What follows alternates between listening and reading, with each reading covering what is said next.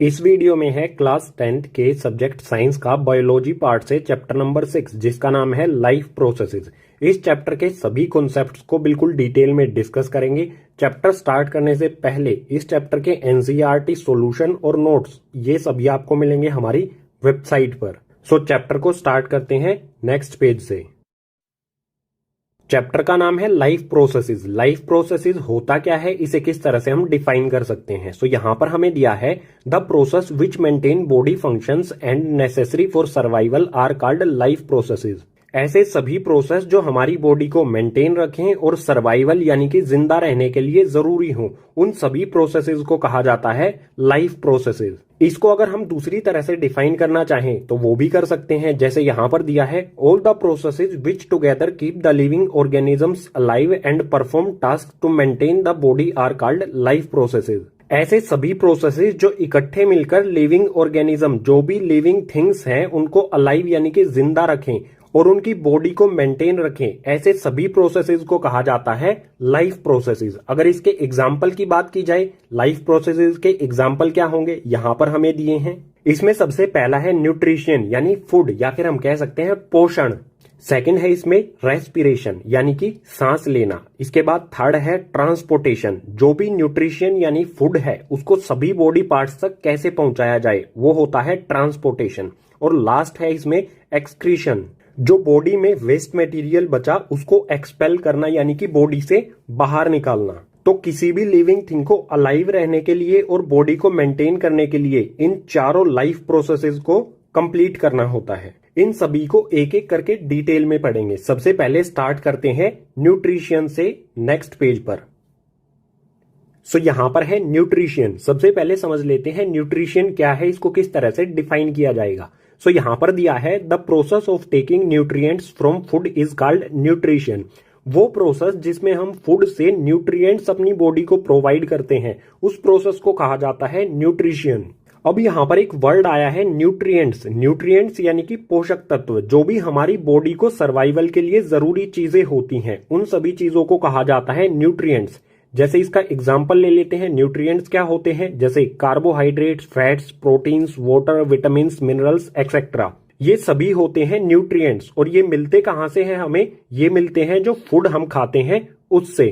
सो nutrition की बिल्कुल simple सी definition हो गई ये। इसके बाद आते हैं यहां पर मोड्स ऑफ न्यूट्रिशन यानी कि न्यूट्रिशन के तरीके या फिर कह सकते हैं न्यूट्रिशन के टाइप। न्यूट्रिशन के टोटल दो तरीके होते हैं, फर्स्ट ऑटोट्रोफिक न्यूट्रिशन और सेकंड हेटरोट्रोफिक न्यूट्रिशन। दोनों को एक एक करके समझ लेते हैं। इसमें पहले देखते हैं ऑटोट्रोफिक न्यूट्रिशन को। ये क्या होता है, it is a process in which organisms produce their food from simple inorganic material in the presence of sunlight. Autotrophic nutrition ऐसा प्रोसेस है जिसमें ऑर्गेनिजम्स अपना फूड प्रोड्यूस करते हैं यानी बनाते हैं सिंपल इनऑर्गेनिक मटेरियल से। और सिंपल इनऑर्गेनिक मटेरियल्स क्या होते हैं, जैसे वाटर हो गया, CO2 यानी कार्बन डाइऑक्साइड, जो हमें इन्वायरमेंट या अर्थ से सिंपली मिल जाए। इनसे ये अपना फूड बनाते हैं सनलाइट की प्रेजेंस यानी कि धूप की मौजूदगी में। और इस ऑटोट्रोफिक न्यूट्रिशन का बिल्कुल सिंपल सा एग्जांपल हो जाएगा प्लांट्स। प्लांट्स क्या करते हैं, सनलाइट की प्रेजेंस में अपना फूड प्रिपेयर करते हैं वाटर और CO2 से। इसके बाद आते हैं हेटरोट्रोफिक न्यूट्रिशन पे। ये क्या होता है, in this organisms depend upon other organisms for food to survive. Heterotrophic nutrition में एक ऑर्गेनिज्म दूसरे ऑर्गेनिज्म पर डिपेंड होता है फूड के लिए। इसके एग्जाम्पल से आप इजीली समझ पाओगे। एग्जाम्पल है इसका human beings, amoeba, lion, tiger, donkey, ये सभी क्या है, दूसरी चीजों पर डिपेंड होते हैं फूड के लिए। ह्यूमन बींग यानी मैं और आप किस चीज पर डिपेंड होते हैं, प्लांट्स पर डिपेंड होते हैं फूड के लिए। जो भी व्हीट, राइस, मेज या फिर जो भी वेजिटेबल्स या फ्रूट्स हैं, वो हमें कहां से मिलते हैं, प्लांट्स से मिलते हैं हमें। हम अपना फूड प्रिपेयर खुद से नहीं कर सकते। तो ऐसे ऑर्गेनिजम्स जो फूड के लिए दूसरे ऑर्गेनिजम्स पर डिपेंड करें, उन्हें कहा जाता है हेटरोट्रोफिक। अब नेक्स्ट पेज पर देखेंगे जो प्लांट्स होते हैं वो अपना फूड कैसे प्रिपेयर करते हैं, या फिर कह सकते हैं न्यूट्रिशन इन प्लांट्स, प्लांट्स में पोषण कैसे होता है। सो न्यूट्रिशन इन प्लांट्स, प्लांट्स में न्यूट्रिशन यानी कि पोषण होता है गाइस फोटोसिंथेसिस प्रोसेस से। इस प्रोसेस को समझ लेते हैं। सो यहाँ पर हमें दिया है the process in which green plants convert simple inorganic materials into complex organic food material in the presence of chlorophyll and sunlight. Photosynthesis ऐसा प्रोसेस होता है गाइस जिसमें green plants inorganic materials H2O यानी कि वाटर और CO2 यानी कि कार्बन डाइऑक्साइड, इन दोनों इनऑर्गेनिक मटेरियल्स का यूज करते हुए फूड मटेरियल तैयार करते हैं C6H12O6। किसकी प्रेजेंस में? क्लोरोफिल और सनलाइट, इन दोनों की प्रेजेंस यानी कि मौजूदगी में इन दोनों इनऑर्गेनिक कंपाउंड से ये फूड मटेरियल तैयार होता है। बिल्कुल सिंपल है। और अगर हम चाहें फोटोसिंथेसिस की केमिकल इक्वेशन लिखना तो ये भी बिल्कुल सिंपल है। यहाँ पर क्या है, दो इनऑर्गेनिक कंपाउंड CO2 यानी कि कार्बन डाइऑक्साइड और H2O यानी कि वाटर, ये दोनों इनऑर्गेनिक कंपाउंड सनलाइट और क्लोरोफिल, इन दोनों की प्रेजेंस में फूड मटेरियल तैयार करते हैं C6H12O6। ये फॉर्मूला होता है गाइस ग्लूकोज का। यही ग्लूकोज ऑर्गेनिक मटेरियल, यही होता है प्लांट का फूड। इसके साथ मिल जाती है गाइस ऑक्सीजन। सो बिल्कुल सिंपल है, कार्बन डाइऑक्साइड और H2O यानी कि वाटर, ये दोनों रिएक्शन करके बनाते हैं ग्लूकोज, प्लांट का फूड, और बच जाती है ऑक्सीजन जो बाद में प्लांट से बाहर निकल जाती है। फोटोसिंथेसिस में ही हमें आगे दिया है event occur during photosynthesis. Photosynthesis process में क्या क्या इवेंट होते हैं, इवेंट यानी कि घटनाक्रम, क्या क्या घटनाएं होती हैं। तो इसमें सबसे पहले क्या होता है, absorption of light energy by chlorophyll. सबसे पहले प्लांट में जो क्लोरोफिल होती है वो लाइट एनर्जी को एब्जॉर्ब करती है यानी कि सोख लेती है। इसके बाद सेकंड है conversion light energy to chemical energy. जो क्लोरोफिल ने लाइट एनर्जी एब्जॉर्ब की थी इसको चेंज किया जाता है उसके बाद केमिकल एनर्जी में। And splitting of water molecule into H and O। इसके बाद जो वाटर मॉलिक्यूल्स होते हैं गाइस, वाटर मॉलिक्यूल्स क्या होते हैं, H2O, ये होता है वाटर मॉलिक्यूल। इस वाटर मॉलिक्यूल में जो भी हाइड्रोजन और ऑक्सीजन होते हैं इनको स्प्लिट किया जाता है, अलग अलग किया जाता है। इसकी हमें केमिकल इक्वेशन भी लिख सकते हैं, ये होगा H2O। केमिकल रिएक्शन के बाद क्या हो जाएगा, H2 प्लस में O2। जो वाटर के मॉलिक्यूल्स थे हाइड्रोजन और ऑक्सीजन, ये दोनों अलग अलग हो जाते हैं। इसके बाद थर्ड पॉइंट में होता है reduction of carbon dioxide to carbohydrates. जो हमारी ये कार्बन डाइऑक्साइड होती है इसका रिडक्शन होता है गाइज। रिडक्शन कब होता है, या तो ऑक्सीजन हट जाए या फिर हाइड्रोजन जुड़ जाए। तो आप यहां पर देख सकते हो, यहां पर है कार्बन और ऑक्सीजन, रिएक्शन होने के बाद अगर आप इसे देखोगे तो इसमें यहां पर क्या हुआ है, हाइड्रोजन जुड़ गया है। सो CO2 कार्बन डाइऑक्साइड का यहां पर क्या हो गया, रिडक्शन हो गया। रिडक्शन क्यों हुआ, क्योंकि इसमें हाइड्रोजन जुड़ गई। रिडक्शन और ऑक्सीडेशन वाला कॉन्सेप्ट जो हमने चैप्टर 1 में पढ़ा था उसमें कंडीशन थी ना, ऑक्सीजन हट जाए तो भी रिडक्शन होगा, हाइड्रोजन जुड़ जाए तो भी रिडक्शन होगा। सो यहां पर जुड़ जाती है हाइड्रोजन, तो इस कंपाउंड जो हमारी कार्बन डाइऑक्साइड है इसका क्या हो रहा है, यहां पर रिडक्शन हो जाता है और प्लांट का फूड बन जाता है। सो इन तीनों पॉइंट से आप ये तो समझ गए होंगे कि फोटोसिंथेसिस में इवेंट्स यानी कि घटनाक्रम किस तरह से होता है। अब नेक्स्ट पेज पर इसी कॉन्सेप्ट से रिलेटेड कुछ और पॉइंट्स को देखते हैं।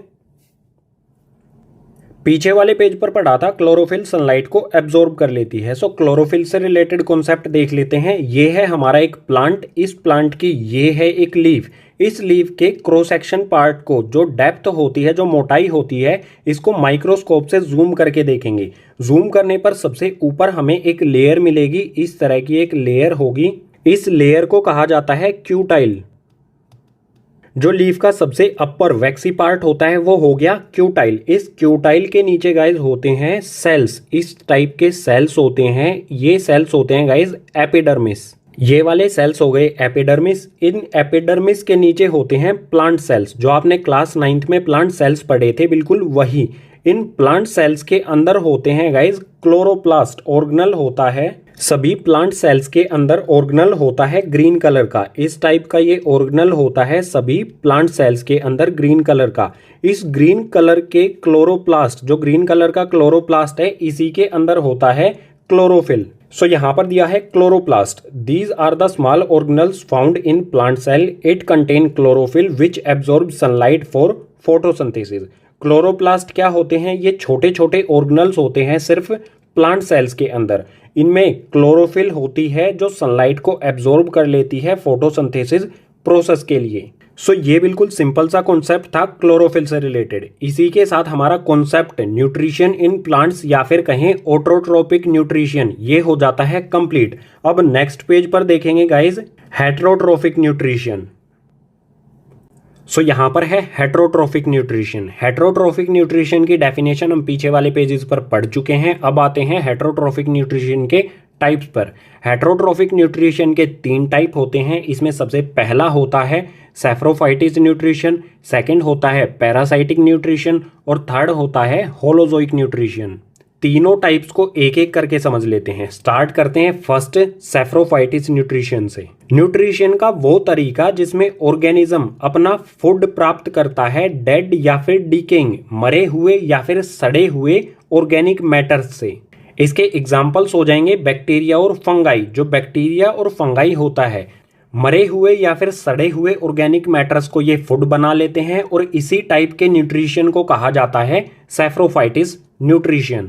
अब आते हैं सेकंड पैरासाइटिक न्यूट्रिशन पर। यह क्या होता है? The mode of nutrition in which organism obtain food from another organism without killing them. Nutrition का वो तरीका जिसमें एक ऑर्गेनिज्म फूड लेता है दूसरे ऑर्गेनिज्म से बिना उसको किल किए, बिना उसको जान से मारे। इसके एग्जाम्पल से समझ लेते हैं, जो है मॉस्किटो और टेपवॉर्म। मॉस्किटो क्या करता है? ह्यूमन से, किसी भी इंसान से ब्लड यानी कि फूड ले लेता है बिना उसको जान से मारे।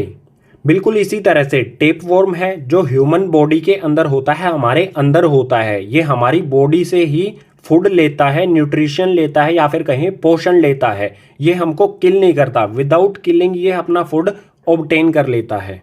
सो बिल्कुल सिंपल है, एक ऑर्गेनिज्म दूसरे ऑर्गेनिज्म से फूड ले ले बिना उसको किल किए, बिना उसको जान से मारे, तो इस टाइप के न्यूट्रिशन को कहा जाएगा पैरासाइटिक न्यूट्रिशन। और इसके एग्जांपल्स हो जाएंगे मॉस्किटो और टेपवॉर्म। नेक्स्ट है होलोजोइक न्यूट्रिशन। इसमें दिया है the mode of nutrition that involves ingestion, digestion, absorption and assimilation of liquid and solid organic materials. Holozoic nutrition वो होता है जिसमें कोई भी लिक्विड या फिर सॉलिड इनका इंजेशन किया जाए यानी कि इन्हें खाया जाए, उसके बाद डाइजेस्ट किया जाए, डाइजेशन हो पचाना, उसके बाद एब्जॉर्प्शन यानी कि सोखना और उसके बाद एसिमिलेशन यानी कि वेस्ट मटेरियल को बाहर निकालना। इसको बिल्कुल सिंपली अगर कहें तो सिंपल हो जाएगा खाना, उसके बाद उसे पचाना, बॉडी में एब्जॉर्ब कराना और एसिमिलेशन यानी कि वेस्ट मटेरियल को बाहर निकाल देना, उसी को कहा जाता है होलोजोइक न्यूट्रिशन। इसके एग्जाम्पल से समझ जाएंगे ये किन किन में होता है, एनिमल्स में और ह्यूमंस में। हम क्या करते हैं? खाना खाते हैं, पचाते हैं, बॉडी उसे एब्जॉर्ब करती है और जो वेस्ट मटेरियल होता है उसे बाहर निकाल देते हैं। सो इसी होलोजोइक न्यूट्रिशन के साथ हमारे हेटेरोट्रोफिक न्यूट्रिशन के तीनों टाइप्स हो जाते हैं कंप्लीट। अब नेक्स्ट पेज पर देखेंगे guys nutrition in humans. Humans यानी कि इंसानों में, आप में और मुझ में न्यूट्रिशन या फिर कहें पोषण किस तरह से होता है। सो यहाँ पर है न्यूट्रिशन इन ह्यूमन, आप में, मुझ में और जो भी इंसान है उसमें किस तरह से न्यूट्रिशन होता है। ये इसका डायग्राम है, स्टेप बाय स्टेप समझेंगे सभी कॉन्सेप्ट को डायग्राम के साथ। तो इसमें सबसे पहले आता है माउथ। माउथ से हम फूड को इनटेक करते हैं, इनटेक यानी कि अंदर लेते हैं माउथ के। उसके बाद माउथ में ही जो टिथ होते हैं उनका काम होता है। टिथ क्या करते हैं? ब्रेक द फूड, जो भी हमने फूड लिया है उसको छोटे छोटे टुकड़ों में वो तोड़ देते हैं।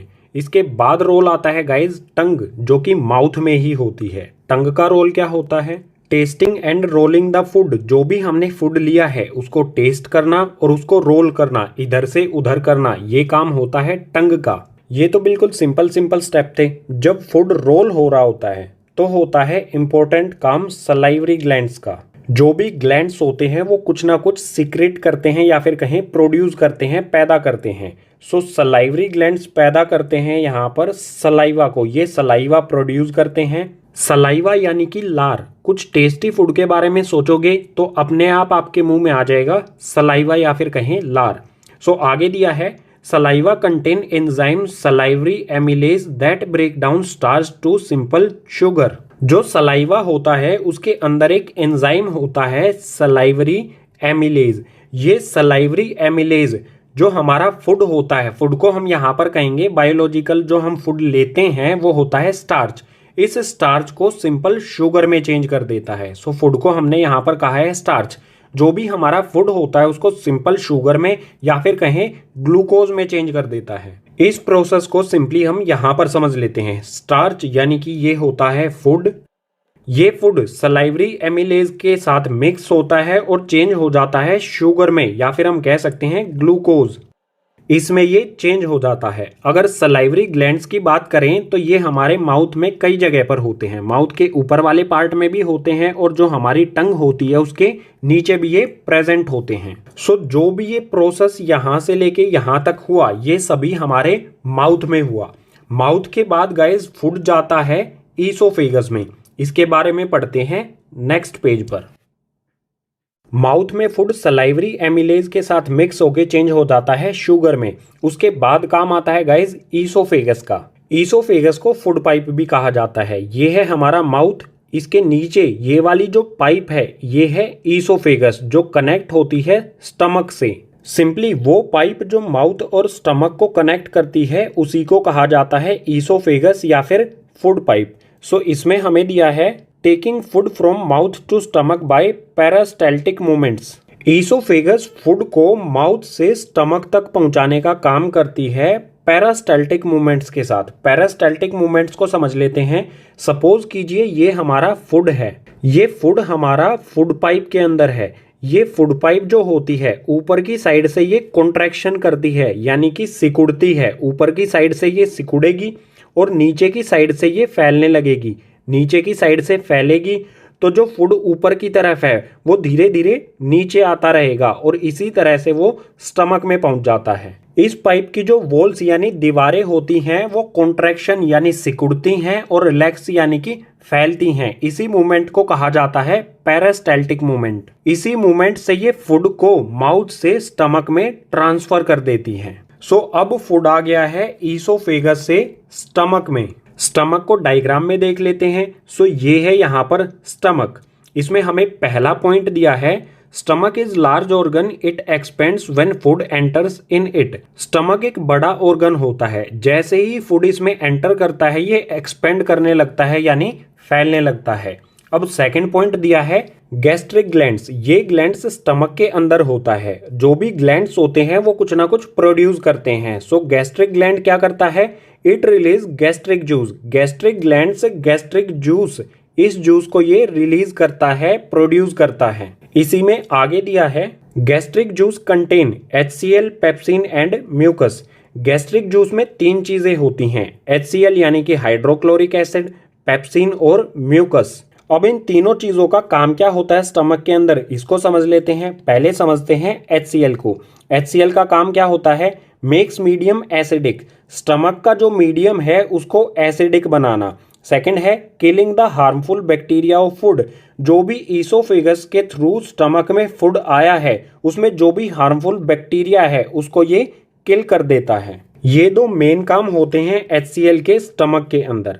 बात आती है पेप्सिन की। पेप्सिन का क्या काम होता है, break down the proteins into amino acid. जो फूड हमने लिया है उस फूड के अंदर जो भी प्रोटीन्स होते हैं, पेप्सिन उन प्रोटीन्स को एमिनो एसिड में चेंज कर देता है और पेप्सिन हमेशा वर्क करता है एसिडिक मीडियम में। सो सबसे पहले HCl ने मीडियम को एसिडिक कर दिया। इस मीडियम एसिडिक होने पर पेप्सिन ने प्रोटीन्स जो हमारे फूड के अंदर प्रेजेंट हैं उसको इसने एमिनो एसिड में चेंज कर दिया। थर्ड है म्यूकस। म्यूकस का काम क्या होता है, protect inner lining of stomach. Mucus stomach की इनर लिनिंग यानी स्टमक की अंदर वाली वॉल्स या फिर कहें अंदर की जो दीवारें होती हैं उनको प्रोटेक्ट करता है HCl से। HCl यानी कि हाइड्रोक्लोरिक एसिड, ये एक स्ट्रॉन्ग एसिड होता है। अगर म्यूकस ना हो तो ये हमारी स्टमक की जो वॉल्स हैं उनको नुकसान पहुंचा सकता है या फिर कह सकते हैं उनको बर्न कर सकता है, जला सकता है। ये सारा प्रोसेस हुआ है अभी तक स्टमक में। अब आगे के लिए चलते हैं नेक्स्ट पेज पर। अब फूड आएगा स्टमक से स्मॉल इंटेस्टाइन में। ये है स्टमक, इस पाइप के थ्रू स्मॉल इंटेस्टाइन में फूड आ जाएगा। सो स्मॉल इंटेस्टाइन में पॉइंट दिया है it is the site of complete digestion. ये जो स्मॉल इंटेस्टाइन है इसी में होता है फूड का कंप्लीट डाइजेशन। जैसे ही फूड स्मॉल इंटेस्टाइन में आएगा तभी काम होता है लीवर का। लीवर क्या करता है, it produce bile juice and bile salt. Liver दो चीजें प्रोड्यूस करता है, बनाता है, बाइल जूस और बाइल साल्ट। इन दोनों का काम क्या होता है यहां पर दिया है बाइल जूस के बारे में। सबसे पहले it makes the food alkaline. जो भी स्मॉल इंटेस्टाइन में फूड है ये इसको अल्कलाइन कर देता है, यानी कि बेसिक में चेंज कर देता है। उसके बाद बाइल सॉल्ट का काम क्या है, break the large fat globules. जो फैट के बड़े बड़े ग्लोब्यूल्स होते हैं उनको ये छोटे छोटे पार्ट में ब्रेक कर देता है, तोड़ देता है। इस तरह से होता है, बड़े बड़े ग्लोब्यूल्स होते हैं फैट के, ये इन ग्लोब्यूल्स को छोटे छोटे टुकड़ों में, छोटे छोटे पार्ट्स में डिवाइड कर देता है, ब्रेक कर देता है। इस प्रोसेस को कहा जाता है इमल्सिफिकेशन। आगे है गॉल ब्लैडर। गॉल ब्लैडर क्या करता है, it store bile juice and salt.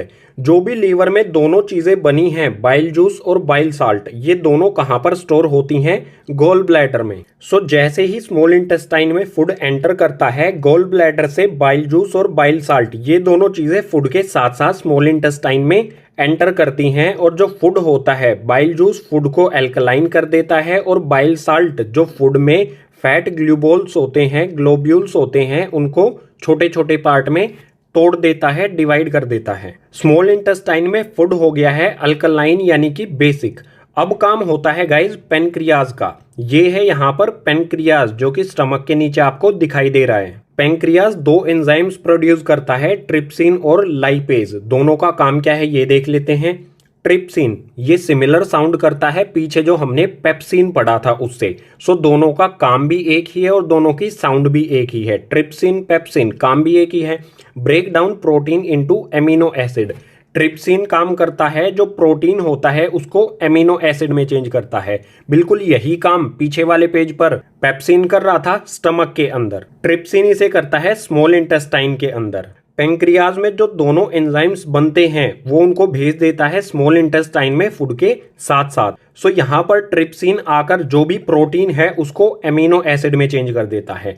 Second है लाइपेज। लाइपेज का काम क्या होता है, it break down emulsified fat. जो भी फैट यहाँ पर इमल्सिफाई किया था बाइल सोल्ट ने, उस फैट को लाइपेज ब्रेक कर देता है। किसमें ब्रेक करता है, जो भी फैट होता है उसको फैटी एसिड और ग्लिसरॉल में चेंज कर देता है। ये यहाँ पर एक पॉइंट और बता देता हूं, जो ट्रिप्सिन एंजाइम है ये वर्क करता है सिर्फ बेसिक मीडियम में। सो बाइल जो स्मॉल इंटेस्टाइन को अल्कलाइन यानी कि बेसिक करता है, उसके बाद ही ये ट्रिप्सिन एंजाइम प्रोटीन को एमिनो एसिड में चेंज करता है। सो ये सारा प्रोसेस होता है स्मॉल इंटेस्टाइन में। अब आगे क्या होता है स्मॉल इंटेस्टाइन में ही, उसको समझने के लिए चलते हैं आगे वाले पेज पर। माउथ में स्टार्च हो जाता है शुगर में चेंज, या फिर कहें ग्लूकोज में। किसकी वजह से, सलाइवरी एमिलेज एंजाइम की वजह से। इसके बाद जो फैट होता है वो चेंज हो जाता है फैटी एसिड और ग्लिसरॉल में स्मॉल इंटेस्टाइन में। ये होता है चेंज लाइपेज एंजाइम की वजह से। उसके बाद प्रोटीन चेंज हो जाता है एमिनो एसिड में। कुछ प्रोटीन स्टमक में चेंज हो जाता है पेप्सिन की वजह से, पेप्सिन एंजाइम की वजह से। और बचा हुआ प्रोटीन स्मॉल इंटेस्टाइन में प्रोटीन से एमिनो एसिड में चेंज हो जाता है ट्रिप्सिन की वजह से, ट्रिप्सिन एंजाइम की वजह से। अब जो ये वाला फूड है ये जाएगा बॉडी के सभी सेल्स तक। कैसे जाएगा, स्मॉल इंटेस्टाइन में ही ये प्रोसेस होगा। स्मॉल इंटेस्टाइन में होती हैं गाइज विली। विली क्या होती हैं, finger like projections inside small intestine. These increase the surface area of absorption. Villi are supplied the food to blood vessels, then the blood vessels take the food to each and every cell of the body. Small intestine में finger की तरह projections होती हैं, उन्हीं को कहा जाता है विली। सपोज कीजिए ये एक स्मॉल इंटेस्टाइन है, इसके अंदर इस टाइप में फिंगर की तरह प्रोजेक्शंस होते हैं, बहुत सारे प्रोजेक्शंस होते हैं, इन्हीं को कहा जाता है विली। इन विलीज की वजह से सरफेस एरिया जो है एब्जॉर्प्शन का वो बढ़ जाता है। विलीज फूड को एब्जॉर्ब करती हैं और उसे सप्लाई कर देती हैं ब्लड वेसल्स को। ब्लड में ये फूड को ट्रांसफर कर देती हैं। उसके बाद ब्लड फूड को बॉडी के सभी सेल्स तक पहुंचा देता है। बात आती है जो हमने फूड लिया था, क्या उस फूड का हम 100% डाइजेशन कर लेते हैं? तो ऐसा बिल्कुल नहीं होता। हम उसका कुछ पार्ट डाइजेस्ट कर लेते हैं और कुछ पार्ट वेस्ट बचता है। तो जो वेस्ट पार्ट स्मॉल इंटेस्टाइन में बचा उसका क्या होता है, वो वेस्ट पार्ट आता है गाइस स्मॉल इंटेस्टाइन से लार्ज इंटेस्टाइन में। सो इसमें दिया है the unabsorbed food sent to long intestine where its walls absorb more water from this material and rest of the material removed from the body via anus. Small intestine में ये वाला food absorb हो जाता है villis के through. अब जो waste material बचा वो आ जाता है गाइज लार्ज इंटेस्टाइन में, इस वाले इंटेस्टाइन में। जो भी वेस्ट मटेरियल लार्ज इंटेस्टाइन में आया है, लार्ज इंटेस्टाइन की वॉल्स उसमें से वाटर एब्जॉर्ब कर लेती हैं और जो भी बचा हुआ मटेरियल होता है, वेस्ट मटेरियल होता है, वो बॉडी से बाहर निकल जाता है वाया एनस, एनस के थ्रू। सो इस तरह से होता है ह्यूमंस में फूड का प्रोसेस या फिर कहें न्यूट्रिशन इन ह्यूमंस। किसी भी ऑर्गेनिज्म को अलाइव या फिर सरवाइव करने के लिए टोटल 4 लाइफ प्रोसेस करने होते हैं। इसमें से हमने न्यूट्रिशन को कंप्लीट पढ़ लिया है। न्यूट्रिशन में हमने इसके सभी टाइप्स को देखा, उसके बाद न्यूट्रिशन इन प्लांट्स पढ़ा और उसके बाद पढ़ा न्यूट्रिशन इन ह्यूमंस। अब आते हैं सेकंड लाइफ प्रोसेस जो है रेस्पिरेशन। आगे वाले पेज से इसे स्टार्ट करते हैं। आते हैं गाइज रेस्पिरेशन पर। रेस्पिरेशन क्या होता है? आप कहोगे सांस लेना, लेकिन रेस्पिरेशन में सिर्फ सांस लेना यानी कि ब्रीथिंग ही शामिल नहीं होता है। समझ लेते हैं इसे। The process in which the cells of an organism obtain energy by combining oxygen and glucose is called respiration. It involve breathing. Respiration ऐसा प्रोसेस है जिसमें ऑक्सीजन और ग्लूकोज यानी कि फूड ऑर्गेनिज्म के सेल्स के लिए एनर्जी बनाते हैं। एनर्जी का प्रोडक्शन होता है इन दोनों की एडिशन से, और इसमें ब्रीथिंग यानी कि सांस लेना भी शामिल होता है। अगर हम सांस लेंगे तभी हमारी बॉडी में ऑक्सीजन पहुंच पाएगी। आगे दिया है there are 2 type of respiration. Respiration के 2 टाइप होते हैं, एरोबिक रेस्पिरेशन और एनएरोबिक रेस्पिरेशन। दोनों को समझ लेते हैं। एग्जाम्पल देखेंगे इन दोनों के नेक्स्ट पेज पर। एरोबिक रेस्पिरेशन क्या है? It is the process of producing energy in the presence of oxygen. वो प्रोसेस जिसमें ऑक्सीजन की प्रेजेंस यानी कि ऑक्सीजन की मौजूदगी में एनर्जी का प्रोडक्शन किया जा रहा है, एनर्जी बनाई जा रही है, उसी को कहा जाता है एरोबिक रेस्पिरेशन। दूसरा है एनएरोबिक रेस्पिरेशन। ये क्या होता है? It is the process of producing energy in the absence और लैक ऑफ ऑक्सीजन। एनर्जी का प्रोडक्शन या तो विदाउट ऑक्सीजन हो या फिर ऑक्सीजन की कमी में हो, उसको कहा जाएगा एनएरोबिक रेस्पिरेशन। अब इन दोनों के एग्जांपल्स को समझते हैं गाइज नेक्स्ट पेज पर। सो यहां पर है ग्लूकोज जिसका फॉर्मूला होता है C6H12O6। ये होता है गाइज फूड। फूड जब सेल के अंदर जाता है, सेल के अंदर होता है साइटोप्लाज्म। सो ये फूड साइटोप्लाज्म में जाने पर चेंज हो जाता है, ब्रेकडाउन हो जाता है पाइरूवेट और एनर्जी में। अब आप कहोगे पाइरूवेट क्या होता है? सिंपली हम इसे लिख सकते हैं C3H4O3।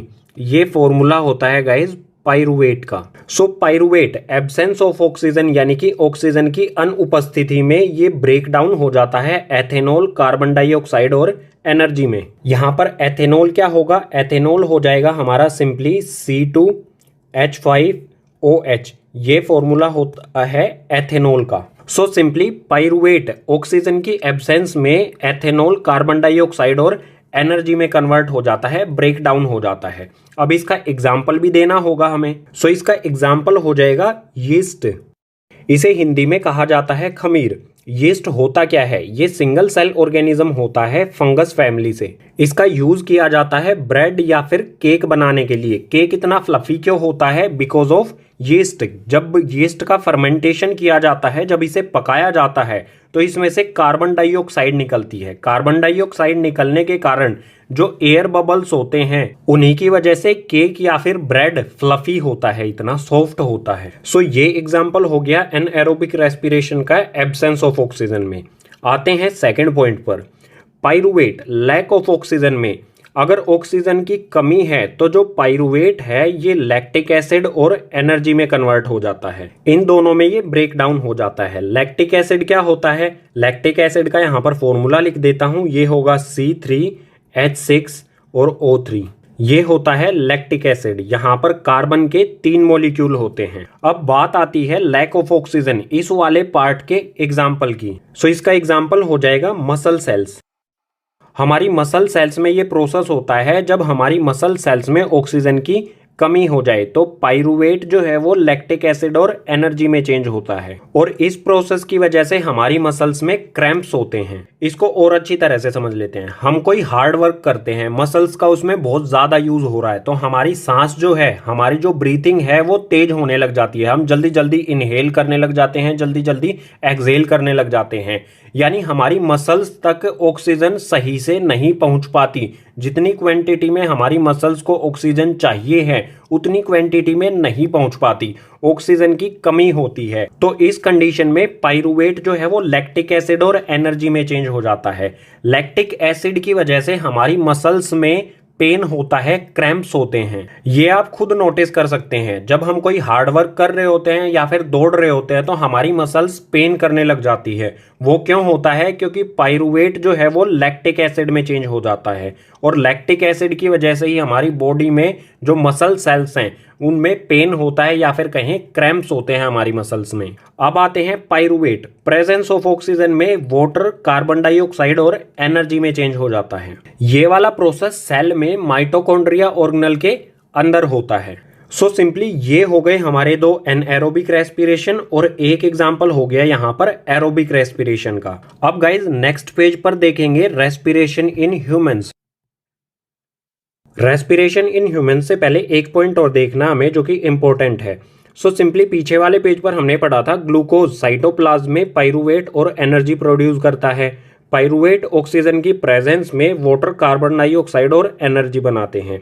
ये सारा प्रोसेस किस में होता है? माइटोकॉन्ड्रिया में, जो सेल के अंदर प्रेजेंट होता है। सो इसी से रिलेटेड हमें एक पॉइंट दिया है, the energy release during cellular respiration is used to synthesize molecule called ATP. इस सेलुलर रेस्पिरेशन, जो ये रेस्पिरेशन सेल के अंदर होता है, इसमें जो भी एनर्जी रिलीज होती है, जो भी एनर्जी बनती है, वो सिंथेसाइज हो जाती है एटीपी मॉलिक्यूल में। यानी सिंपली एनर्जी एटीपी की फॉर्म में कन्वर्ट हो जाती है। और एटीपी क्या होता है? एटीपी की फुल फॉर्म होगी एंडिनोसिन ट्रीफॉस्फेट। इसी को कहा जाता है एनर्जी करेंसी ऑफ लाइफ। और एटीपी इसका भी एक केमिकल फॉर्मूला है। इसका फॉर्मूला आपको वैसे ही बता देता हूं, एग्जाम में नहीं आएगा। फॉर्मूला हो जाएगा गाइस C10H16H5, इसके बाद O13 एंड P3। यहां पर फॉस्फोरस के 3 मॉलिक्यूल होते हैं, इसीलिए इसे कहा जाता है ट्राइफॉस्फेट। ठीक है, फॉस्फोरस कितनी है? 3। ये होता है एटीपी का फॉर्मूला। एग्जाम में नहीं आएगा, ये याद करने की जरूरत नहीं है, कैजुअली मैंने बता दिया आपको। हमारे लिए ये वाला पॉइंट इंपॉर्टेंट है। जो भी एनर्जी होती है वो एटीपी की फॉर्म में होती है हमारी बॉडी के सभी सेल्स के अंदर। यही होती है हमारी सभी सेल्स की एनर्जी। इसी एटीपी को कहा जाता है एनर्जी करेंसी ऑफ लाइफ। सो ये हो जाता है कंप्लीट। अब नेक्स्ट पेज पर देखते हैं ह्यूमन रेस्पिरेटरी सिस्टम या फिर कहें respiration in humans. Finally human respiratory system, यहां पर इसका डायग्राम भी है राइट साइड में। पहले पढ़ लेते हैं, उसके बाद डायग्राम पे आएंगे। सो यहां पर दिया है oxygen rich air is taken into the body through the nose. The air is filtered by fine hairs present in nose. From nose the air passes through the throat to lungs. Oxygen rich air यानी ऐसी air जिसमें oxygen की quantity ज्यादा है, oxygen की मात्रा ज्यादा है, उसको हम अपने नोज यानी कि नाक से टेक करते हैं, बॉडी के अंदर लेते हैं। नोज के अंदर फाइन हेयर्स यानी कि बारीक बाल होते हैं जो उस एयर को फिल्टर करते हैं। जो भी डस्ट पार्टिकल्स होता है उनको वो नोज में ही रोक लेते हैं, हमारे अंदर जाती है बिल्कुल प्योर एयर। इसके बाद नोज से एयर पास करती है, एयर जाती है, थ्रोट से होती हुई पहुंच जाती है लंग्स तक। बिल्कुल सिंपल सा ये प्रोसेस है, इसे डायग्राम से भी समझ लेते हैं। सो ये है नोज। नोज से हम एयर इनटेक करते हैं, वो फिल्टर होती है नेसल कैविटी में। उसके बाद वो जाती है फेरिंग्स में जाती है। फेरिंग्स क्या होता है आप देख सकते हो, ये है माउथ, ये है नोज। नोज और माउथ का जो कॉमन एरिया होता है, दोनों का ये कॉमन एरिया होता है, उसी को कहते हैं फेरिंग्स। फेरिंग्स में जाती है एयर, उसके बाद इससे नीचे जाती है गाइज लैरिंग्स में।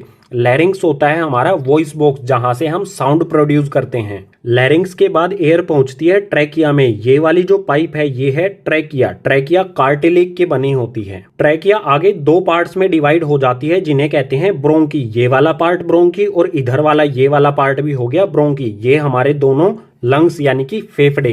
ब्रोंकीज आगे फर्दर डिवाइड हो जाती हैं बहुत सारी ब्रांचेस में जिन्हें कहा जाता है ब्रोंक्यूल्स। और हर एक ब्रोंक्यूल्स के लास्ट में होती है गाइज एल्वियोलाई, जो एक बलून जैसा स्ट्रक्चर होता है जिसमें गैसेस का एक्सचेंज होता है। सो यहाँ पर हमें दिया है इन लंग्स। लंग्स के अंदर क्या होता है? The air passage divides into smaller and smaller tubes and finally reach in alveoli. Trachea से एयर पैसेज दो ब्रोंकीज में डिवाइड हो जाता है, उसके बाद ब्रोंकीज से फर्दर ये ब्रोंक्यूल्स में डिवाइड हो जाता है और पहुंच जाता है फाइनली एल्वियोलाई में। ये बैलून जैसा जो स्ट्रक्चर दिख रहा है इसी को कहा जाता है एल्वियोलाई। ये किससे कनेक्ट होती हैं? ब्रोंक्यूल से। इनसे एयर इनमें आती है। सो एल्वियोलाई से रिलेटेड हमें दिया है it is a balloon like structure which provide a surface for exchange of gases. The walls of the alveoli connect with the blood vessels. Alveoli balloon यानी कि गुब्बारे जैसा स्ट्रक्चर होता है जो सरफेस प्रोवाइड करता है गैसेज के एक्सचेंज में।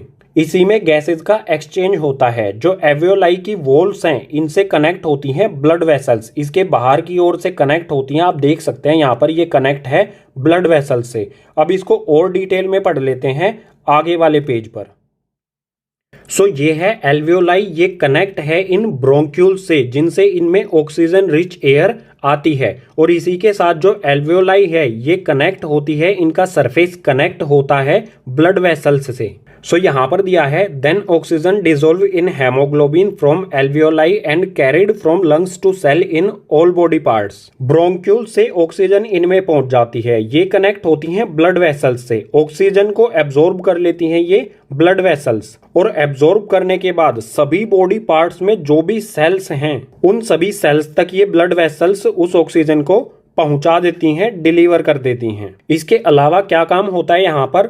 The blood bring carbon dioxide from the cells release into alveoli. जो ब्लड वेसल्स हैं वो यहाँ पर कार्बन डाइऑक्साइड एयर लेके आती हैं सेल्स से। सेल्स से कार्बन डाइऑक्साइड लेके वो इन एल्वियोलाई में ड्रॉप कर देती हैं। उसके बाद एल्वियोलाई से ब्रोंक्यूल्स, ब्रोंक्यूल से ब्रोंकी, उसके बाद हमारे थ्रोट से होती हुई नोज से कार्बन डाइऑक्साइड बाहर निकल जाती है। सो यहाँ पर ऑक्सीजन इन ब्लड वेसल्स द्वारा एब्जॉर्ब कर ली जाती है और जो ब्लड वेसल्स कार्बन डाइऑक्साइड लेके आती हैं वो इसमें ड्रॉप कर दी जाती है। और सबसे इंपॉर्टेंट बात, जो ब्लड वेसल्स हैं इनमें ऑक्सीजन को कैरी कौन करता है? कैरी करता है गाइज हेमोग्लोबिन, जो कि रेड ब्लड सेल्स होते हैं। ये हेमोग्लोबिन इसमें से ऑक्सीजन कैरी करता है, एब्जॉर्ब करता है और उसे सभी बॉडी पार्ट्स में जितने भी सेल्स हैं उन सभी सेल्स तक ये ऑक्सीजन को पहुंचा देता है, डिलीवर कर देता है। सो इसी के साथ रेस्पिरेशन इन ह्यूमन ये वाला कॉन्सेप्ट हो जाता है कंप्लीट। अब नेक्स्ट पेज पर देखेंगे रेस्पिरेशन इन प्लांट्स। प्लांट्स में रेस्पिरेशन किस तरह से होता है?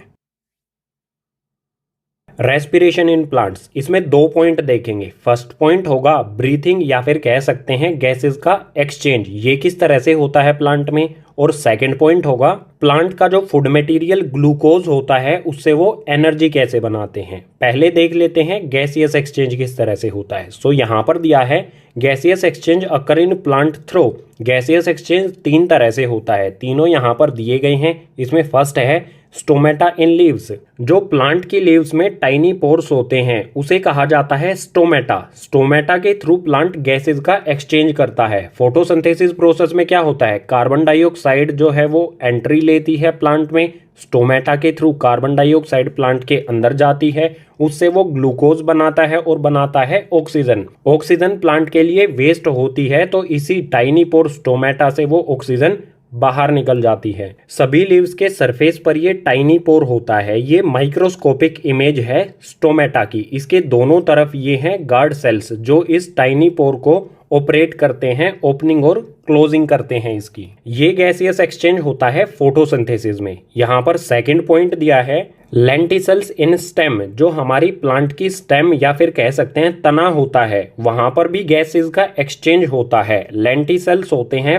स्टेम में टाइनी पोर्स, उन्हें लेंटिसल्स कहा जाता है। इन लेंटिसल्स की हेल्प से भी गैसेस का एक्सचेंज होता है। इसके अलावा थर्ड पॉइंट है सरफेस ऑफ रूट्स। जो प्लांट की रूट्स होती हैं, जड़ें होती हैं, उनका सरफेस भी गैसेस का एक्सचेंज करता है।